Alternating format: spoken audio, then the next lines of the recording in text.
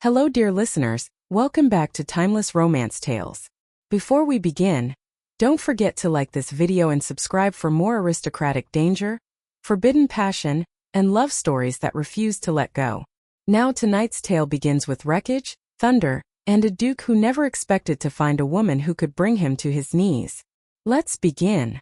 The storm came out of nowhere. One moment, Lady Helena Fairfax was riding home from an evening visit at her aunt's estate. The next, lightning split the sky open and her carriage lurched violently as the horses panicked. The wheels skidded on the slick cobblestones, then snapped clean off. The world flipped. Helena screamed as the carriage crashed down a ravine, splintering against a fallen tree. Rain crashed over her, wind howled, and something warm trickled down her forehead. Her last thought before darkness took her was a desperate, breathless wish. Someone, please help me. She awoke to silk sheets. Warmth. Candlelight. The faint scent of cedar and smoke. Her eyelashes fluttered, and she touched the soft velvet blankets beneath her. Where was she? The door creaked open. A tall, commanding man stepped inside, broad-shouldered, dark-haired, wearing a storm-gray waistcoat and a scowl sharp enough to cut glass. His voice was deep and smooth as iron. You're awake. Helena jerked upright, pain flaring in her ribs. Where am I? Who are you? He approached her slowly, as if approaching a frightened doe. You are in Ravenwell Hall, he said. My home. She swallowed. And you are? He paused. Damian Ravenshire, Duke of Ashwick. Her breath stilled. She'd heard the name whispered with equal parts awe and fear. A man known for ruthlessness, for power, for solitude. The storm caused a landslide, he continued. Your carriage was discovered at the bottom of the ravine. You were the only survivor. Helena paled. The driver. Dead on impact. His tone softened infinitesimally.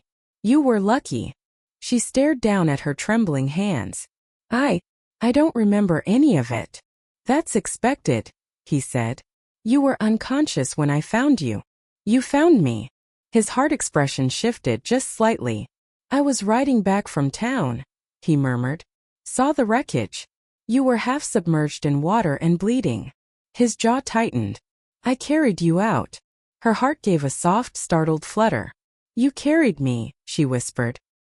His gaze dropped briefly to her lips before he looked away. You were freezing. I had no choice. But she sensed something else. Something he didn't want to admit. He cleared his throat. How do you feel? Bruised and confused. But alive. He nodded. Good. He turned to leave. Wait, Helena said, voice fragile. How long have I been here? 2 days. 2. Why wasn't I taken home? He froze. Then turned eyes dark. Because, Lady Helena, your family has not replied to my messages. She blinked. What? That makes no sense. It makes perfect sense, he said. The only conclusion is that something is very wrong. A chill raced through her. No, they must simply be out of town or the letters were delayed. That is unlikely. Helena felt panic rise. I must leave. I must go home. You can't, he said. Can't. He stepped closer, voice dropping. You can barely walk. And outside these walls is a forest thick with mud, flooding, and broken trees. He said firmly, your life may be in danger. Her breath caught. What do you mean? Damian hesitated. Your coachman's body had a wound. A wound. Not from the crash. Her blood ran cold. It was a stab wound. Helena covered her mouth. You think he was murdered? I don't think, he said. I know. Her heart hammered painfully. Why? Why would anyone? I suspect you were the target. Her vision swam. No, that cannot be. The brake lines on your carriage were cut, he said quietly. It was sabotage. Helena's voice trembled. So someone tried to kill me. Damian met her gaze, his expression fierce. And as long as you are under my roof, no one will succeed. Her breath hitched. But something else hit her harder. The realization that this dangerous, feared duke looked genuinely worried about her. Later that night, Helena lay awake in the grand canopy bed, staring at the carved ceiling. The wind outside howled against the stone walls. A knock echoed softly. "Come in," she whispered. Damian entered with a lantern, his shirt slightly open at the collar, exposing the elegant, powerful line of his throat. His hair was damp, as if he'd just come in from the storm. "You're awake," he said. "I can't sleep." He hesitated, then crossed the room. "Nightmares." "Thoughts," she whispered. He sat in a chair near the bed. "Tell me." She gathered her courage. "Why are you helping me? You don't even know me." His jaw flexed. "I don't need to know you to act." "That's not a real answer." He exhaled. "You looked dead when I found you," he murmured. "I thought I was too late. And I did not like the feeling." Her breath softened. "Your Grace." "Damian," he corrected. She blinked. "What?" "If you are staying under my protection," he said, "you may call me Damian." Her heart flickered. "Damian." His eyes darkened at the sound of his name on her lips. "And you," he murmured, "may call me Helena." He stared at her. Really stared. "You should rest," he said, voice deeper now. "Your body will need it." "And you?" she asked softly. "Do you ever rest?" His lips twitched, humorless. "Not particularly." "Why?" "Too many enemies," he said. "Too many memories." She hesitated. "Am I one of your enemies?" He rose slowly from the chair, the lantern's light catching the hard planes of his face. "No," he said. "You are the one person I intend to keep alive."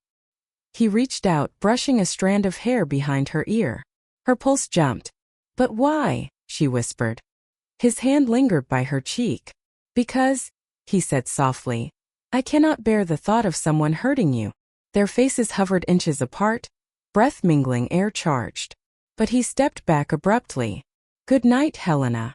The next morning, servants prepared breakfast, but Damian was nowhere to be found.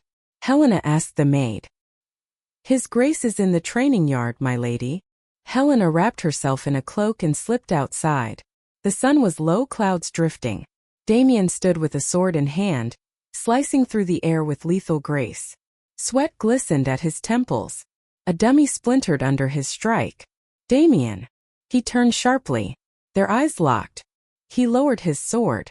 "You shouldn't be outside. And you shouldn't be brooding alone," she teased softly. His lips quirked. "You are feeling bold this morning."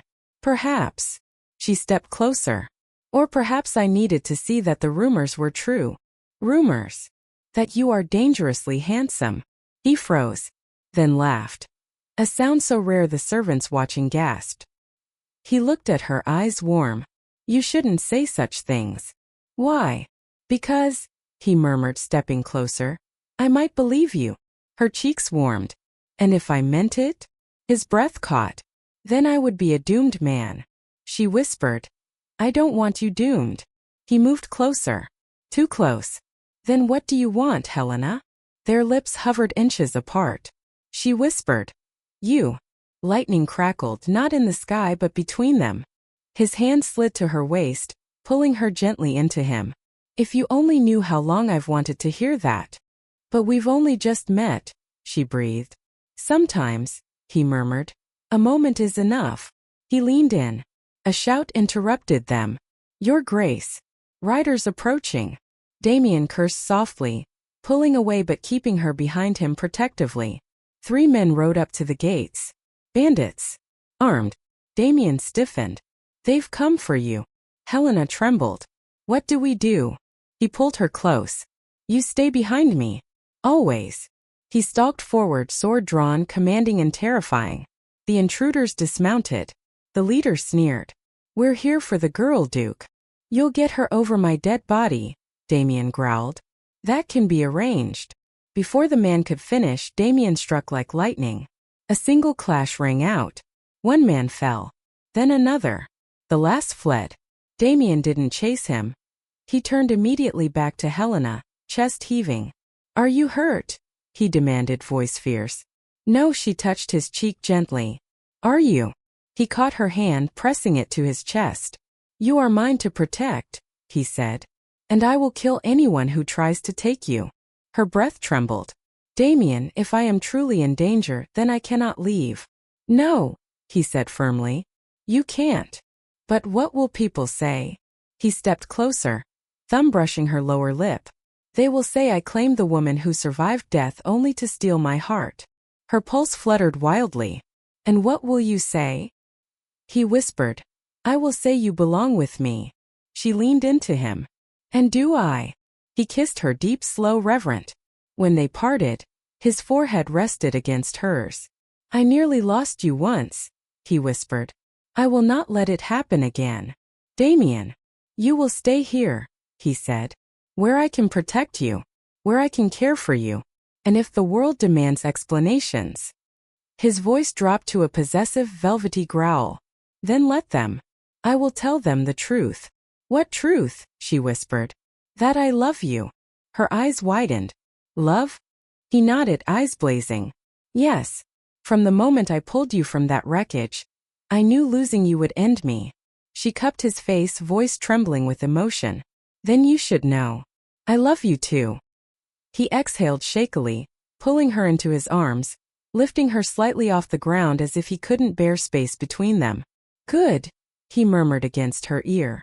Then you will stay. As long as you wish. She smiled softly. How long is that? He kissed her again. A lifetime. And with the storm breaking into sunlight, Helena realized the truth. She may have survived the crash. But in Damian Ravenshire's arms she never wanted to escape.